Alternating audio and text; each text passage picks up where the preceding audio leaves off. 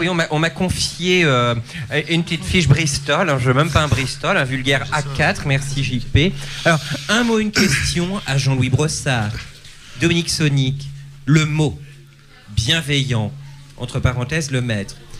Qu'est-ce qui fait que tu sois encore et toujours aussi curieux et passionné? Donc ça, c'est la question de Dominique Sonic.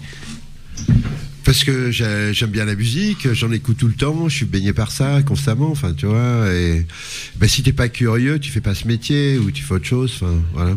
Faut rappeler que tu as fait quand même, moi qui connais très bien Dominique parce que voilà, c'est un ami, un des plus... Non, mais un des plus beaux. Quoi Il devait être en plus, il devait être là ce soir à l'origine, donc pour une surprise, mais ça s'est pas fait. Heureusement que Calag a sauvé l'honneur par rapport à la surprise. C'est bien.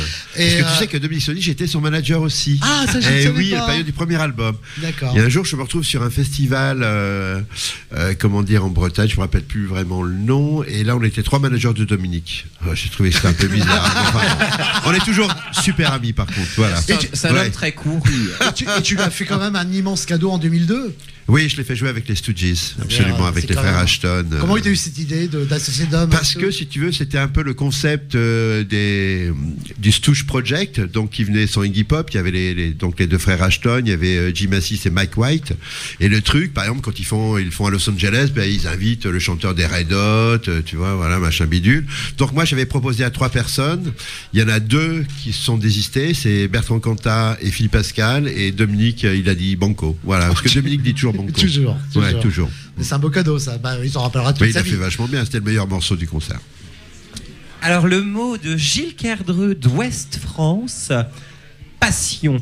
Et sa question, comment seront les trans 2024? Ça, c'est les questions toujours à la con. Alors, il y a 2 sortes. C'est les questions à la con de journalistes, en fait. Et qu'est-ce que tu aurais fait si tu n'avais pas fait les trans? Tu vois, c'est... Voilà. Donc, no way. Alors... Ludovic Bousquet. Que tu connais bien, Ludovic Bousquet, oui. Qui est toujours ton assistant? Non, il n'est pas mon assistant. Il travaille à la production du festival. Ouais, mon assistant s'appelle Mathieu Gervais. Et donc, il est aussi chanteur, parce qu'il a un groupe aussi qui s'appelle Expo. Enfin, il fait pas mal de choses. Ouais. Eh bien, Ludovic Bousquet, comme Gilles Kerdreux, le mot, c'est la passion.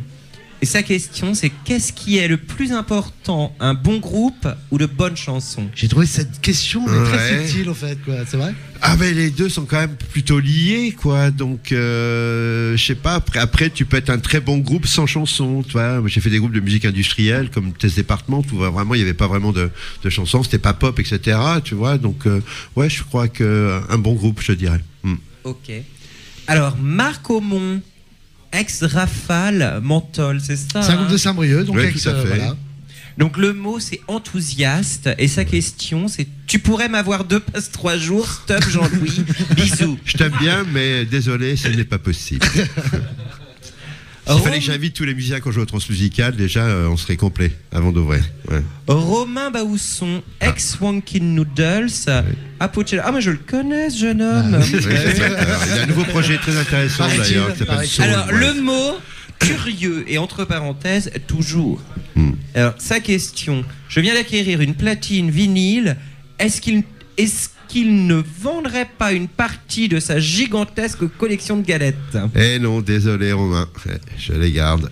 J'en ai encore acheté quelques-uns en plus tout à l'heure au petit disquaire qui est à côté. Donc voilà, il y en a toujours plus que moi. Bon, le dernier avant de faire la deuxième partie un peu plus tard.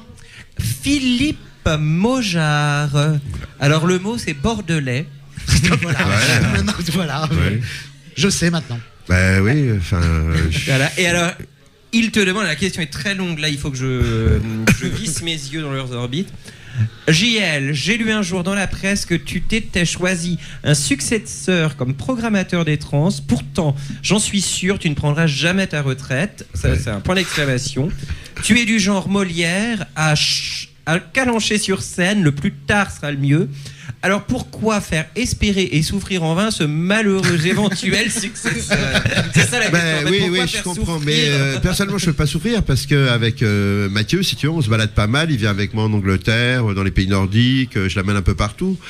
Voilà, et puis bon, je le fais bosser aussi sur l'Ubu, il commence à programmer des choses, tu vois, et on s'entend bien. Il travaille sur des projets internationaux, si tu veux, avec d'autres salles qui sont un peu comme l'Ubu, mais en Espagne, au Danemark, en Hollande, etc. Donc, si tu veux, je crois qu'il est content de son job. Après, j'ai dit effectivement que c'était la personne qui pouvait éventuellement me remplacer, parce que c'était les guillemets. C'est les guillemets.